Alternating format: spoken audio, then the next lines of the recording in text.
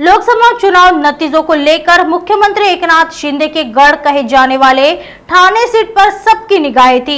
इस क्षेत्र से महायुति के उम्मीदवार नरेश मस्के ने जीत हासिल की।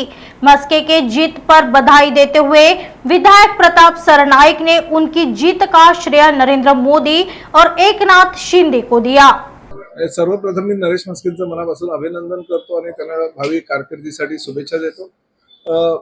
नरेश मस्केंना जरी 12 दिवसाचा कालावधी मिळाला तरी त्या 12 दिवसाच्या कालावधीमध्ये त्यांनी अतिशय चांगल्या प्रकारे मीरा भाईंदर शहर, ठाणे आणि नवी मुंबईचं शहर पिंजून काढलं आणि त्यांना जरी वेळ कमी मिळाला तरी त्या भागातील आमदार म्हणून आम्ही प्रयत्नशील होतोच। आमच्या मतदारसंघामध्ये फक्त नरेंद्र मोदी हेच उमेदवार आहेत, एकनाथ शिंदे हेच उमेदवार आहे, अशा पद्धतीने आम्ही प्रचार जवळजवळ 2 महिन्या आधीच चालू केला होता आणि धनुष्यबाण ही निशाणी आमची आहे आणि धनुष्यबाणाचं निशाणीवरच ह्या वेळेस सुद्धा तुम्हाला लक्ष द्यायचं आहे। अशा प्रकारचा प्रचार शिवसेनेच्या मतदारसंघामध्ये तर नरेंद्र मोदी हेच पंतप्रधान पदाचे उमेदवार आहेत आणि तेच ठाणे लोकसभेचे उमेदवार आहे असं समजून मतदान करा, असं भारतीय जनता पक्षाच्या कार्यकर्त्यांनी सर्वसामान्य जनतेमध्ये तो निरोप दिला होता आणि त्यामुळेच एवढं मोठा मार्जिन मिळालं।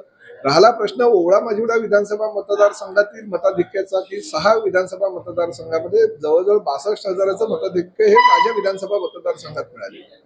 3 विधानसभेचा जर तुम्ही इतिहास बघितला तर ह्या तिन्ही विधानसभा मतदारसंघातून जनतेने मला प्रचंड मताधिक्याने निवडून दिलेलं आहे आणि प्रामुख्याने 2 वर्षापासून मुख्यमंत्री एकनाथ शिंदे साहेब यांनी राज्याची मुख्यमंत्री पदाची धुरा घेतल्यानंतर मीरा भाईंदर आणि ठाणे शहरासाठी जवळजवळ 3,000 कोटीपेक्षा जास्त निधी दिला आणि त्यामुळे एकनाथ शिंदे साहेबांनी ज्या पद्धतीने निधी दिला आणि ज्या पद्धतीने विकास कामं ह्या माझ्या मतदारसंघात झाली त्यामुळे एवढ्या मोठ्या प्रकारचं मताधिक्य म्हणजे जवळजवळ 62,000चं मताधिक्य हे माझ्या मतदारसंघातून दिलेलं आहे। त्यामुळे ह्या सगळ्या विजयाचं श्रेय मी मुख्यमंत्री एकनाथ शिंदे साहेबांना देतो।